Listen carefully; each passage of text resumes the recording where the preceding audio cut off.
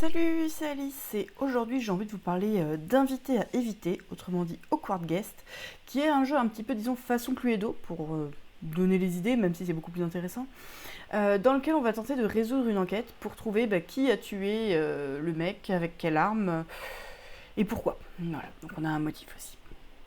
Le principe va être un petit peu le même qu'à Cluedo, on va se faire tourner des cartes qui innocentent certaines choses, avec des indices assez simples qui vont dire c'est pas ça, ou alors je sais que personne n'est passé par là, parce qu'il va y avoir une question de déplacement, ou l'arme a laissé des traces de poudre, ce qui va nous éliminer certaines armes.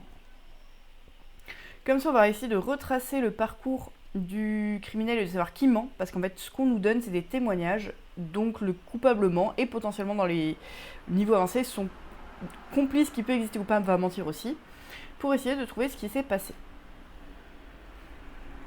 Le principe d'échange de cartes va être assez épuré, il marche très bien.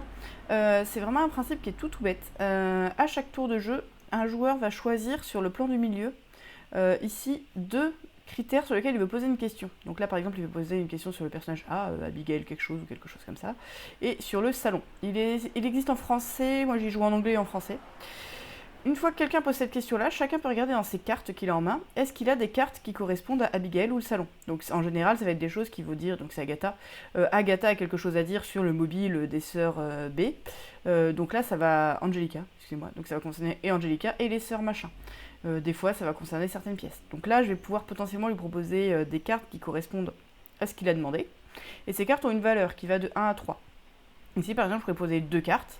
Et le seul truc que je lui dis, je crois que j'ai un exemple quelque part, c'est que je propose 2 cartes de valeur 2. Alors là, par exemple, il y a une carte qui a été proposée de valeur 1. Chacun autour de la table, comme ça, va faire une offre. Et ensuite, celui qui a demandé des informations va choisir quelles offres il accepte. S'il accepte une offre à 2, il va d'abord donner 2 cartes de sa main et mettre de côté l'offre à 2 qu'il va avoir de côté. Pas 2 cartes, des cartes pour une valeur d'au moins 2.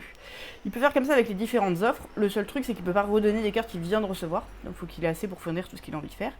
Et là, il va pouvoir consulter ses cartes et regarder un peu qu'est-ce qui est intéressant. Évidemment, on essaye de regarder des cartes que les gens ont déjà vues ou qui donnent des informations pas intéressantes, redondantes, tout ça.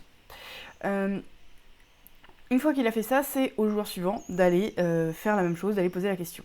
Si jamais à un moment, personne ne veut offrir des informations sur un type d'indice, alors le joueur qui a lancé la chose va tirer des cartes au hasard, et ça c'est assez fort parce que ça nous donne des nouveaux indices. Sinon, les nouveaux indices, il faut attendre la fin de la manche, une fois que tout le monde a posé la question une fois. Tout le monde là va défausser une partie de sa main et repiocher les cartes pour remonter sa main à 6, je crois.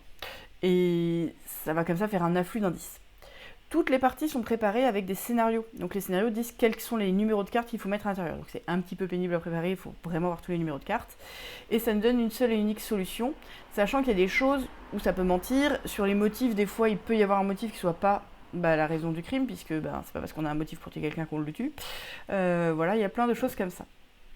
Côté résolution, donc on est vraiment dans de l'élimination, un peu vraiment de l'élimination pure et dure, de critères possibles ou pas, mais c'est quand même assez sympa ce qui se passe. Donc on a chacun des 6 personnages, sachant qu'il y en a un qui compte double, qui va être présent avec différents motifs possibles, qu'on va pouvoir éliminer petit à petit. On va avoir un manoir dans lequel il va y avoir des chemins qui sont possibles d'une pièce à l'autre, et on sait qu'au début, tous les personnages sont dans des salles blanches, en bas, et ils vont se déplacer jusqu'à la scène du crime, le meurtrier en tout cas, et sur son chemin, qui peut faire des trucs un petit peu tordus, il a récupéré une arme. Donc les armes sont localisées comme ça. Donc ça va petit à petit nous permettre de déduire que ça peut pas être ça, ça peut pas être ça. Dans ces pièces, on va avoir des témoignages, par exemple les sœurs Berwick qui vont dire j'étais avec Claudette, et on peut avoir des personnels de maison qui ne mentent jamais, qui disent il y avait 4 personnes dans cette salle. Donc comme ça va vraiment nous donner des déductions, il faut vraiment croiser des critères, c'est pas absolument direct, même si la partie purement logique elle est pas si dure, par contre le pouvoir filer en fonction de ce qu'on a noté ou qu'on se souvient que les autres ont vu, mais qu'on se dit que ça c'est plus ou moins corrélé à tel truc qu'il a déjà vu, ou un tas de trucs, c'est vraiment assez chouette. Voilà, et ensuite on a des armes, je sais pas si les armes sont marquées là-dessus, elles sont sur le côté Hop, mais elles sont aussi sur la feuille de jeu. Si j'ai une feuille de jeu, voilà. Là, on a différentes armes qui sont contendantes, armes à feu, armes blanches, qui laissent différentes traces. On a des rapports de police qui disent que y a une odeur forte ou des choses comme ça qui vont éliminer certaines armes en disant ce qu'on sait ou ce qu'on sait pas.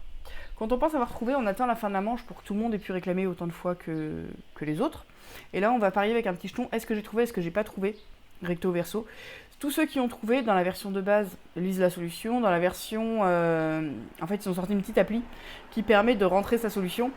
Et si on a faux, de pas complètement sortir du jeu. Donc ça nous interdit de dire qu'on a résolu à la manche d'après. Donc souvent, on va pas gagner. Mais ça permet de participer, de continuer à essayer de chercher, ce qui est assez cool. C'est une mini-appli qu'on utilise 2 minutes dans le jeu. Et ça améliore pas mal les choses. Dans les niveaux compliqués, il peut y avoir des complices. Pour le moment, j'ai pas encore fait d'enquête avec les complices, mais justement, ce doute de pas savoir si les personnes disent la vérité ou pas, s'il y a un complice ou pas, c'est assez cool.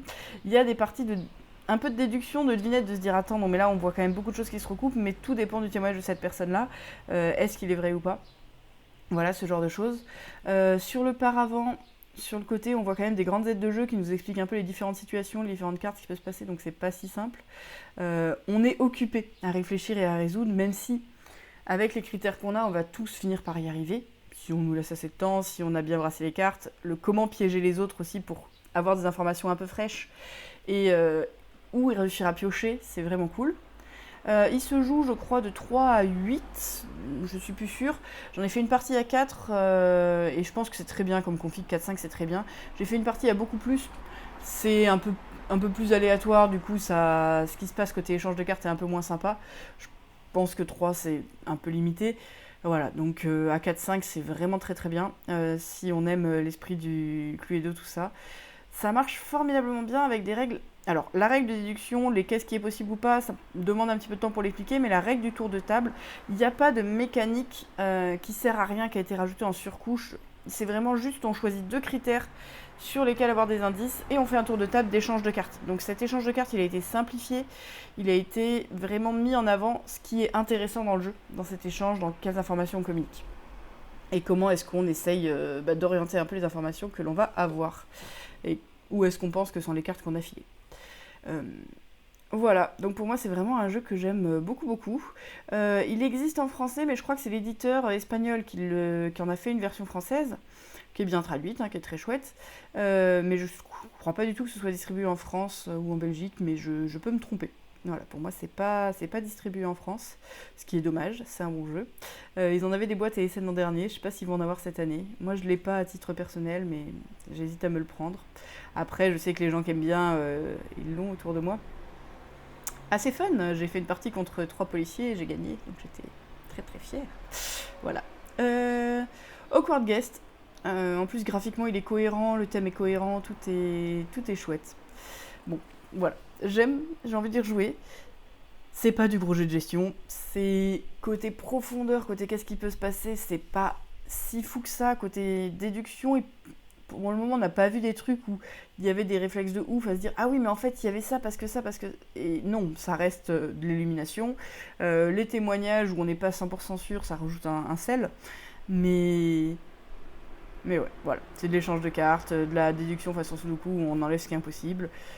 Pas trop croisé, pas trop complexe, mais pas plat non plus, et on est content, il y a un côté on est content de résoudre, c'est bête, mais une fois qu'on commence à voir le chemin, qu'on se dit ah oui non mais là c'est possible avec telle arme, attends ça, et il y a, comme dans tous ces trucs là, il y a des moments où il y a des déductions qui tombent sur ce qui va être possible ou pas en fonction de quand on commence à cerner des choses.